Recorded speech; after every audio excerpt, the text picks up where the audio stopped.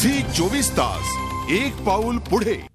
मुंबईच्या लाईफलाईनचा रंग आता बदलणार आहे। मुंबईच्या लोकल आता गडद जांभळ्या रंगात मुंबईकरांच्या सेवेत दाखल होणार आहेत। सुरुवातीला 2 नवीन लोकल मार्च-एप्रिल 2013 पर्यंत मध्य आणि पश्चिम रेल्वेच्या ताफ्यात दाखल होतील।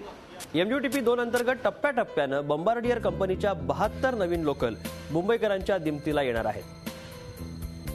अहमदाबादच्या नॅशनल इन्स्टिट्यूट ऑफ डिझाईन या कंपनीला रंग निवडीचं काम देण्यात आलं। 3 महिने त्यावर काम करण्यात आल्यानंतर सध्याच्या फिक्कट जांभळ्या रंगाऐवजी गडद जांभळा रंगाचा पर्याय निवडण्यात आला।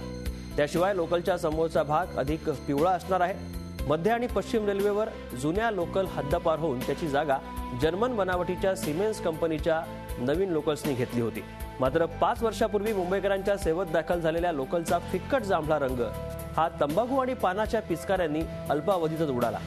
त्यामुळे रंग बदलण्याचा निर्णय घेण्यात आला। झी 24 तास एक पाऊल पुढे।